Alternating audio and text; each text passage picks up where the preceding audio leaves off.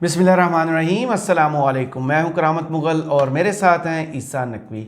नकवी साहब, मियां नवाज शरीफ 21 अक्टूबर को पाकिस्तान वापस आए थे। आज 18 नवंबर है, 29 दिन हो गए उनको पाकिस्तान आए हुए। मियां नवाज शरीफ की वतन वापसी से मुस्लिम लीग नून को फ़ायदा क्या हुआ है? देखिए करामत मुगल साहब, खबर जो है ना, खबर ऐसी है कि जिससे 2019 में तो शायद मियाँ साहब के प्लेटलेट्स असल में नहीं गिरे होंगे, लेकिन कम से कम ये खबर ऐसी है कि जिसको पढ़ चुके हैं मियाँ साहब, और मियाँ साहब के प्लेटलेट्स गिरने का अमल शुरू हो चुका होगा।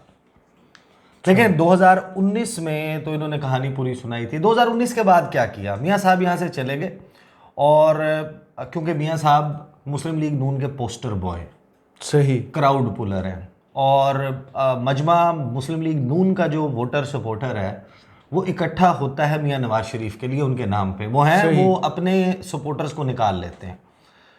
मियां साहब मंजरनामे से आउट हो गए, पूरा एक कहानी चलाई गई और उसके लिए बड़ी मेहनत की गई।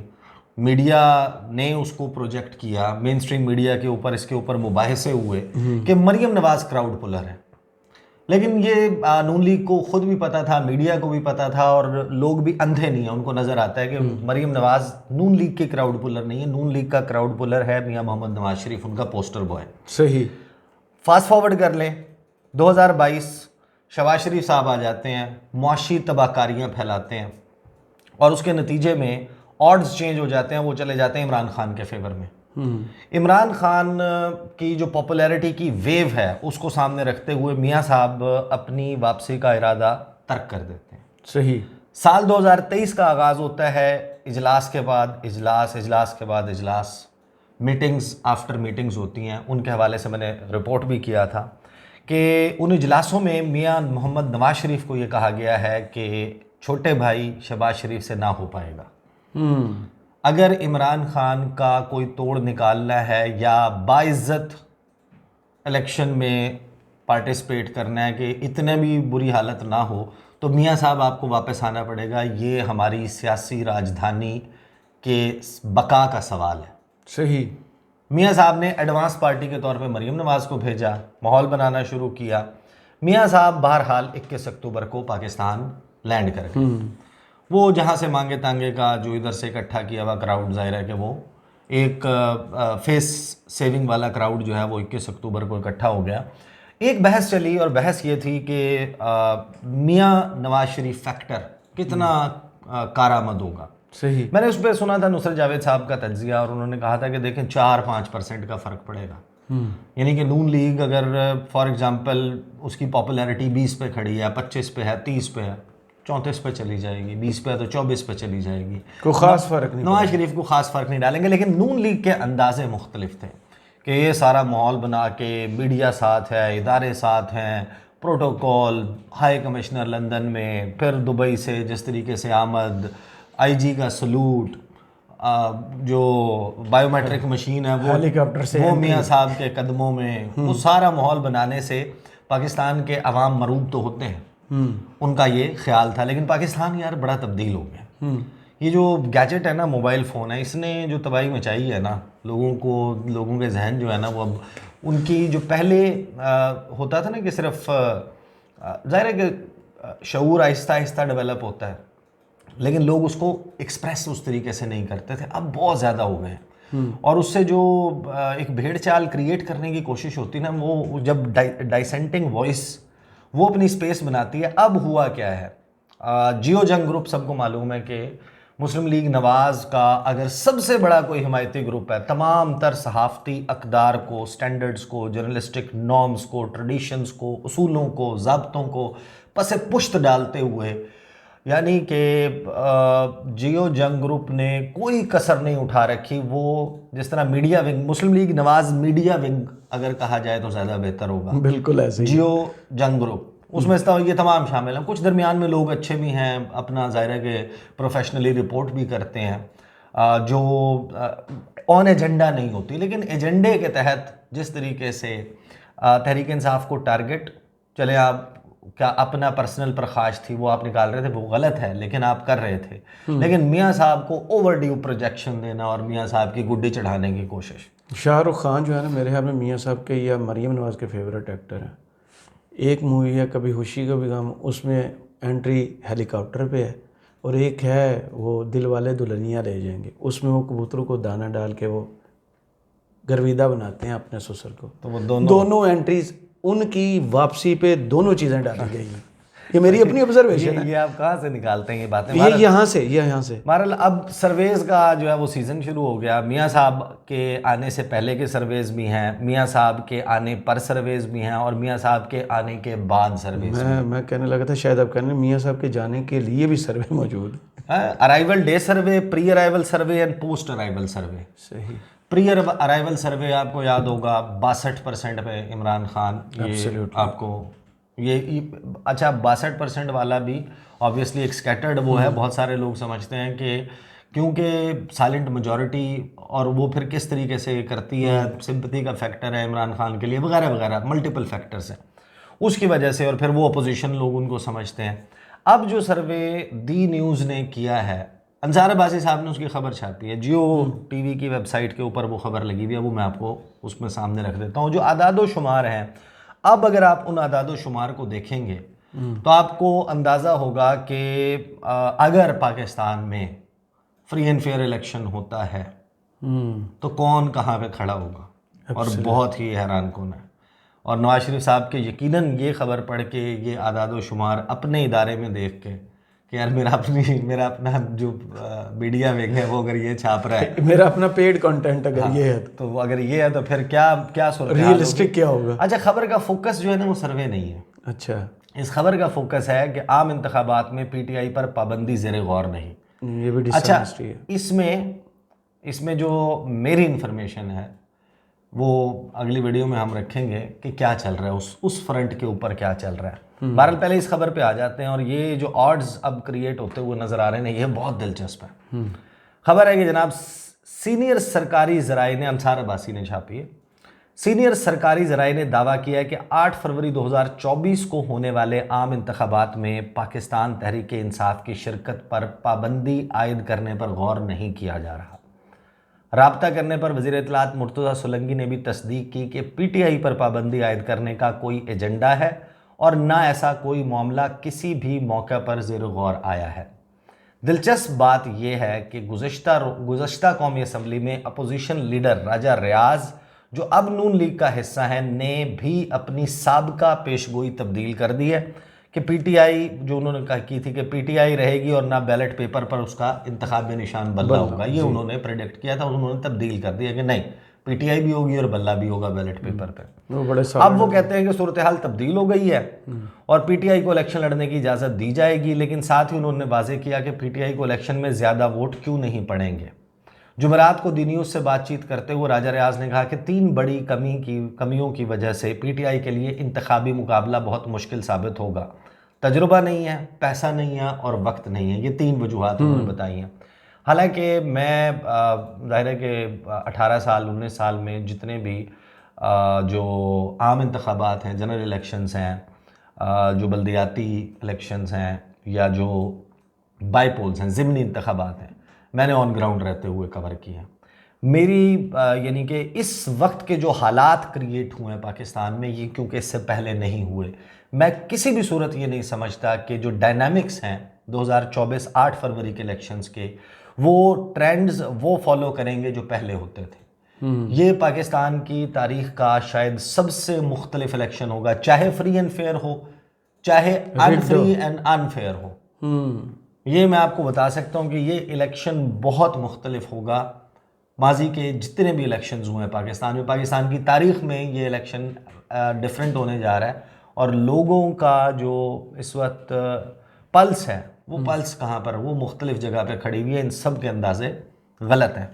वो आप सुने ना, उनकी मुस्तफ़ा नवाज़ खोखर, साथ में मुसद्दिक मलिक और फैसल करीम कुंडी बैठे हुए हैं मोहम्मद मालिक साहब के शो में, और उसका लुब्बे लुबाब ये है कि उन्होंने ये कहा कि पेशावर से रहीम यार खान तक खान ही खान है। वाह, लपेट जाएगा।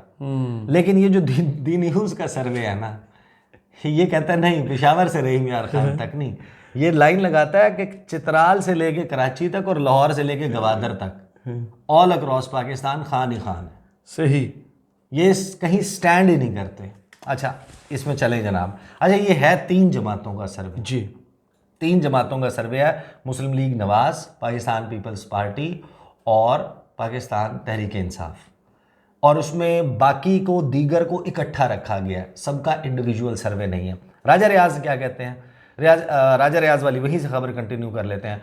ताहम पीटीआई की क़यादत को भरपूर यकीन है कि इलेक्शन में लेवल प्लेइंग फील्ड के बगैर, यानी कि रोक टोक के बगैर भी अगर उसे इलेक्शन लड़ने की इजाज़त मिली तो वो बड़ा सरप्राइज़ देगी। पीटीआई वालों की राय है कि बैलेट पेपर पर इंतखाबी निशान बल्ला भी बड़ा सरप्राइज़ होगा। सिर्फ पार्टी चेयरमैन इमरान खान ही ऐसा नहीं समझते, बल्कि जुमेरात को पार्टी के जेल में कैद रहनुमा परवेज़ इलाही भी यही कहते हैं कि पीटीआई को उम्मीद से ज़्यादा वोट पड़ेंगे। राब्ता करने पर इंटेलिजेंस के एक अहम जरिए ने बताया कि पीटीआई की बड़ी मकबूलियत की बातें महज कही सुनी बातें हैं और उनका हकीकत से कोई ताल्लुक नहीं। जरिए ने कहा कि ज़मीनी हकायक अमूमी तासुर से बिल्कुल मुख्तलिफ हैं। अच्छा, इस जरिए ने तो अभी यही कहना था। फिर वो आगे खबर में कहते हैं कि दी न्यूज़ की जानिब से हाल ही बताइए इन्होंने राब्ता क्यों किया या आप लोगों से नहीं, वो गैदर करते हैं। इंटेलिजेंस एजेंसीज जो हैं वो भी ज़ाहिर है कि पॉपुलैरिटी के अपने तौर पे सर्वेस कराती हैं ना। अब वो जो अपना मौक़िफ़ पुट अप कर रहे हैं, ऑब्वियसली वो उनका मौक़िफ़ है and it has to be published as it is. The news की जानिब से हाल ही में कराए गए सर्वे के नताइज से मालूम होता है कि पीटीआई की मकबूलियत पंजाब में 41% है, 41%, नून लीग 28%, यानी नून लीग का और पाकिस्तान तहरीक इंसाफ का 13% का दी न्यूज़ के सर्वे में। मैंने अभी तक, वैसे मजे की बात है, गरीदा फारूकी के सर्वे के अलावा किसी सर्वे में यार आप कहाँ से कहाँ बात ले गए? नून लीग को जीतते नहीं देखा अभी तक। जितने सर्वेज हुए हैं, चाहे वो नून लीग के ने खुद करवाए हैं, उनके जो हामी उनका जो हुआ था उसमें सिर्फ उनके पास नारवाल आया था, आपको याद? जो तहरीक इंसाफ वालों ने कराए हैं, किसी जगह पर भी नून लीग जो है वो लीड नहीं कर रही सिवाय गरीदा फारूकी के सर्वे में। उस सर्वे में नून लीग की परफॉर्मेंस बहुत बेहतर है, क्योंकि उस सर्वे में सिर्फ Punjab Lahore defence Y block में जो है ना पीटीआई पॉपुलर है, बाकी हर जगह पर नून लीग पॉपुलर है। सही। अच्छा, ये क्या कहते हैं, 41% पाकिस्तान तहरीक इंसाफ, नून लीग 28%, पीपल्स पार्टी 4%, जबकि टीएलपी वगैरह की मकबूलियत 6% है। अब नून लीग अगर 28% है, 4% पीपल्स पार्टी 32 और 6 38, ये सारे मिलके अगर इलेक्शन लड़ें कि टीएलपी वगैरह भी साथ हों, नून लीग भी साथ हो, पीपल्स पार्टी भी, इनका आप इंजमाम करा दें, मर्जर करा दें, इलेक्टोरल अलायंस बना दें, सीट एडजस्टमेंट बना दें, तो ये जो सर्वे बता रहा है पॉपुलैरिटी का, इन सबको इकट्ठा कर लिया जाए तो 38 पे आप जाते हैं और 41% पे तहरीक इंसाफ खड़ी हुई है अकेली पंजाब में। अगर दी न्यूज़ के सर्वे के मुताबिक, जियो जंग ग्रुप के सर्वे के मुताबिक भी फ्री एंड फेयर इलेक्शन होता है। पंजाब की आज। अच्छा, ये हो गया जनाब पंजाब। अब आ जाए सिंध। अब सिंध के बारे में, ऑब्वियसली सिंध जो है आपको पता है कि वो एरिया जहाँ पे खान साहब ने जो अपनी पूरी कैंपेन चलाई, उनके कुछ ख़ास किस्म के सिक्योरिटी थ्रेट्स भी थे और ही हैड टू रिटर्न। उनका था कि मैं जाऊंगा, जाके जलसा करूंगा, या मैं जमान पार्क वापस जाऊंगा, या मैं वहाँ से निकलूंगा, मैं वापस आऊँगा बनी गाला। ये दरमियान में एक छोटा सा फेज़ आया था पेशावर का, लेकिन उस दौरान वो इस तरीके से जलसे नहीं कर रहे थे। तो खान साहब जो हैं उनका रीच आउट जो है वो केपी और पंजाब तक रहा, वो सिंध नहीं गए। कराची जाके किया था जलसा, लेकिन सिंध इंटीरियर सिंध में किया था, लेकिन बलूचिस्तान में नहीं गए। तो सिंध के हवाले से वो ये कहते हैं कि जनाब सिंध के मामले में पीटीआई की मकबूलियत 36% है। ना वहां पर गए हैं, ना माजी में उसमें सिंध में इंटीरियर में कहाँ एग्जिस्ट करते थे, बिल्कुल नहीं, दे नेवर एग्जिस्टेड, वजूद ही नहीं था पाकिस्तान तहरीक इंसाफ का। लेकिन जो लोगों की उसमें राय है, 36% मकबूल है सिंध में पाकिस्तान तहरीक इंसाफ। और पीपल्स पार्टी जो गढ़ है, जिसका स्ट्रॉन्ग होल्ड है, जहां पर लोग कहते हैं कि जनाब पानी मिले ना मिले वोट भुट्टो को मिलेगा, जहाँ पे दवाई मिले ना मिले, कुत्ता काटने से, वैक्सीन ना मिलने से बंदा मर जाए, उसका बाप भी जो है वो वोट जाके एक ख़ास सोच के तहत जो है वो डालेगा पाकिस्तान पीपल्स पार्टी को। वो कहते हैं कि जनाब 36% पे पीटीआई खड़ी है, पीपल्स पार्टी 35% पे, नून लीग 3% पे, और एमक्यूएम वगैरह 2% है, टोटल 5% का इत्तेहाद। तो ये अगर ये सारे, अब हो क्या रहा है वहां पर सिंध में, अब क्योंकि सिंध में ऑड्स ये प्ले आउट कर रहे हैं कि नून लीग, एमक्यूएम, इस्तेहकाम पाकिस्तान पार्टी, जीडीए, जेयूआईएफ, ये मिलकर इत्तेहाद बना रहे हैं अगेंस्ट पीपल्स पार्टी, जिसका मतलब है कि ये एक दूसरे के वोट तोड़ेंगे। पीपल्स पार्टी के वोट को डेंट डालेंगे, तो फिर जो 36% की मकबूलियत वाली पीटीआई है वो कहाँ पर खड़ी है? इन केस बल्ले का निशान भी है, पाबंदी भी नहीं है, और वो इलेक्शन में कैंडिडेट्स भी दे रहे हैं। तो ये है सिंध की सूरत हाल। खैबर पख्तूनख्वा की बात करें, केपी की तो 69% वोट पीटीआई को जा सकता है।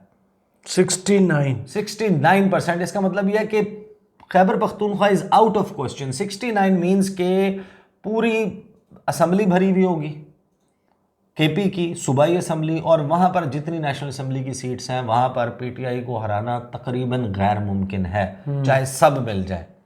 नून लीग 12%, जबकि पीपल्स पार्टी के लिए मकबूलियत सिर्फ 2% है। जहाँ पे बिलावल आजकल जलसे कर रहे हैं। जी नहीं, अभी जलसे अभी उन्होंने मजीद करने हैं, अभी तो कर रहे स्टार्ट हो, वो अभी एबटाबाद का किया उन्होंने। अच्छा जी, बलूचिस्तान में पीटीआई की मकबूलियत 36% के साथ सरे फहरिस्त है, 36%। उसके बाद पीपल्स पार्टी 18%, एएनपी 11%, जबकि नून लीग भी 11% मकबूल है। ये है बलूचिस्तान की सूरत हाल। इसका मतलब ये है कि ये 4 सूबे हैं जहाँ पर इलेक्शन होना है, अब रह गया सिर्फ इस्लामाबाद। अच्छा, फिर सर्वे में जवाब देने वाले हर 5 में से तकरीबन 2 लोगों 37% का कहना था कि अगर इमरान खान पार्टी के सरबराह नहीं होंगे तो भी वो वोट पीटीआई को देंगे। उन कर लो चेक फिर कि अगर खान साहब को अगर आप वो नहीं भी होंगे तो भाई वोट पीटीआई का, वोट पीटीआई का, जिसका मतलब ये है कि जो पार्टी वन मैन शो था वो जमात अब अपने लीडर्स के जाने के बाद भी और इमरान खान के माइनस और मंजरनामे से हटने की सूरत में भी पीटीआई के साथ खड़ी है। तो there is this new reality which is emerging as per the news सर्वे। ये सर्वे मैंने नहीं किया, मैं तो सिर्फ सर्वे को सिर्फ पढ़ के इससे अपने नताइज या अपने इसके ऊपर एनालिसिस दे सकता हूँ। सही, ये कैसे कंडक्ट किया गया है, किस किस से बात हुई है, जो उसके लिए पीटीआई की हिदमत तो नहीं है, मेथड आपको यूज़ किया गया है। बहरहाल इनके मुताबिक हर 5 में से 2 बंदा, हर 5 में से 2 बंदे जो हैं वो माइनस इमरान खान, सरबराह भी नहीं है, कुछ भी नहीं है, तो उसके बावजूद पीटीआई के साथ खड़े हुए हैं। सर्वे में जवाब, अच्छा, पीटीआई के तकरीबन आधे वोटर्स का कहना है कि इमरान खान पार्टी के सरबराह ना होंगे तो वो फिर भी पीटीआई को वोट देंगे। अगर पीटीआई इलेक्शन में हिस्सा नहीं लेती तो 1/4 वोटर्स इस सूरत में नून लीग को वोट देंगे। अब ये बिल्ड हो रहा है केस कि अगर पीटीआई को माइनस कर दें तो उसमें से 1/4 ही है। हालांकि ऐसा नहीं है, पॉसिबल नहीं है। इस वक्त जो पोलराइजेशन हो चुकी है, जो नफरत है, जो तकसीम है, ये तयशुदा बात है कि जो लोग हैं वो एक प्री डिटर्मिन्ड माइंडसेट के साथ, इस वक्त कोई ऐसा सरप्राइज़ नहीं है जो मियाँ साहब की पॉपुलैरिटी को उसकी वेव जो है वो बना सकता है। मियाँ साहब के पास जो है उनके चंगेर में, उनकी टोकरी में जो सर पे वो लेकर जा रहे हैं, वो शेख चिल्ली वाली जो कहानी आपने सुनी हुई है, वो अंडे उतने, खयाल चौधरी का ख्वाब, वो उतने ही है, खयाल चौधरी का ख्वाब। अच्छा है ना, हाँ, कोर्स आगे जनाब राजा रियाज की राय थी कि पीटीआई की मकबूलियत से कोई फ़र्क नहीं पड़ेगा क्योंकि पार्टी में 3 चीज़ों की कमी है, तजुर्बा नहीं है, पैसा नहीं है, वक्त नहीं है। यहाँ पर मसला ये है कि दावे ये हैं कि मरीम नवाज़ के हलके में पीटीआई का दावा ये है कि हम सनम जावेद ख़ान को खड़ा कर दें, वो जेल में रहे, कैंपेन ना करे, मरीम नवाज़ हरा के दिखाए। इम्पॉसिबल है, ये मेरा भी यही तजिया। हाँ, और वो कहते हैं कि नवाज शरीफ के ख़िलाफ़ इस वक्त यास्मीन राशिद का इलेक्शन में नाम चला चैलेंज किया हुआ यास्मीन राशिद ने। नो, वो और मुझे नहीं लगता एक कैंसर सर्वाइवर पेशेंट जो डे आफ्टर डे जेल में मौजूद है, अगर उसको अलाउ कर दिया जाता है, आज भी कल भी उनकी ज़मानत का केस था, नहीं हुई, तो मियाँ साहब का क्या बनेगा। आगे जनाब वो कहते हैं कि राजा रियाज के 9 मई के बाद पार्टी के अरकान कौमी असम्बली, सूबाई असम्बली की बड़ी तादाद पीटीआई छोड़कर जा चुकी है। अब पीटीआई के लिए मुनासिब उम्मीदवारों को इलेक्शन में लाना बहुत मुश्किल होगा। उन्होंने कहा कि जिन लोगों को इलेक्शन के लिए टिकट दिया जाएगा उनके पास इलेक्शन का तजुर्बा होगा, ना उनके पास इलेक्शन मुहिम चलाने और वोटरों तक पहुंचने के लिए इमरान खान का नाम होगा। नहीं, हैरान कुन बात यह ना, देखें इनको अंदाज़ा ही नहीं है। ये खुद जैसे इलेक्शन लड़ते हैं वो बता रहे हैं ना, पीटीआई तो बिल्कुल नहीं। अब आपने शेर अफजल मरवत का नाम सुना था पहले? इसमें सबसे दिलचस्प बात मैं आपको बताता हूँ। शेर अफजल मरवत की आपने क्राइसिस में लीडरशिप सामने आती है। उस दिन जिसका मेंशन किया था, मुझे तो उनका इल्म भी नहीं था कि जो आप कह रहे थे कि गाड़ियाँ वगैरह जमान पार्क, अफजल भाई जमान पार्क में गाड़ियाँ धोते थे, गाड़ियाँ पार्क करवाते थे एक्चुअली, और गेट का कंट्रोल करते थे सिक्योरिटी का। और वो पेशावर में मिथरा में जो ये इलेक्शन हुआ था, यूनियन कौंसिल वाला, उसमें उन्होंने क्लीन स्वीप मारा था। अच्छा, तो वो उस वक्त भी इमरान खान जेल में थे। पीटीआई को इस वक्त इलेक्शन कैंपेन की जरूरत ही नहीं है। नेवर। और 2000 प्रैक्टिकली स्पीकिंग 11 अक्टूबर 2011 30 अक्टूबर का जो लाहौर में जलसा हुआ था ना, ये हैरानकुन बात है, हुकूमत में आ जाने के बावजूद भी पीटीआई वो जमात है जो कंसिस्टेंटली अपनी इलेक्शन कैंपेन में, कौन सा वक्त है जब जलसे नहीं हो रहे थे पीटीआई के? खान साहब वज़ीर आज़म बन गए थे तब भी वो जलसे कर रहे थे। अच्छा, वो हम लोग हंसते भी थे इसके ऊपर, वो भी करते थे कि पहली गवर्नमेंट है जो खुद जलसे करती है, जलसे कर रही है जाके, वो करते थे, जलसे हो रहे होते थे उनके। तो ये जो राजा रियाज साहब कह रहे हैं ना, राजा रियाज साहब के अपने हल्के में उनके साथ क्या होगा ये आप इनको को पिछाड़ेंगे ही नहीं, वही होना है। हाँ, अच्छा, कहते हैं तजुर्बा होगा ना उनके पास, वोटरों तक पहुंचने के लिए वक्त होगा। माजी के बरक्स पीटीआई को फंड्स के मसाइल का सामना भी रहेगा। लोग अब खुद, मेरे ख्याल में ऑड्स मुख्तलिफ हो चुके हैं। पीटीआई नजरिया बन चुका है, सीधी सी बात है। राजा रियाज कहते हैं कि इलेक्शन लड़ना और इलेक्शन के दिन की डायनामिक्स बहुत ही अहम हैं, जिनके लिए तजुर्बा, वक्त और पैसा चाहिए, और पीटीआई के उम्मीदवारों के पास इस वक्त ये तीनों नहीं हैं। चंद माह कबल राजा रियाज ने कहा था कि पीटीआई पर पाबंदी आयद कर दी जाएगी और उसका इंतखाबी निशान बल्ला इलेक्शन कमीशन ऑफ पाकिस्तान फहरिस्त से हटा देगी, जबकि इमरान खान जेल में रहेंगे। अब वो कहते हैं कि सूरत हाल तब्दील हो गई और बैलेट पेपर पर बल्ले का निशान होगा। राजा रियाज साहब का जितना भी एक्सपीरियंस है, वो जो भी इस हवाले से समझते हो, मेरे ख्याल में जो 2024 का 8 फरवरी को इलेक्शन अगर हो जाता है और उसमें जितना 2018 का मैनेज्ड था, या जितना 2013 का मैनेज्ड था, या जितना 2008 का या 2002 का, या पाकिस्तान की तारीख में जितने इलेक्शंस हुए हैं, उतना ही मैनेज्ड रहता है इलेक्शन। तो ये तयशुदा बात है कि 8 फरवरी 2024 का जो इलेक्शन है वो इन तमाम सियासी जमातों की सियासी ताबूत में आखिरी कील बन के आएगा। That's my analysis. I could be wrong, but मुझे सिचुएशन यही है। बहुत शुक्रिया ईसा नकवी आपके तजिए का। कमेंट्स बॉक्स में ज़रूर बताइएगा ये वीडियो आपको कैसी लगी। इजाज़त दीजिए, अल्लाह हाफ़िज़।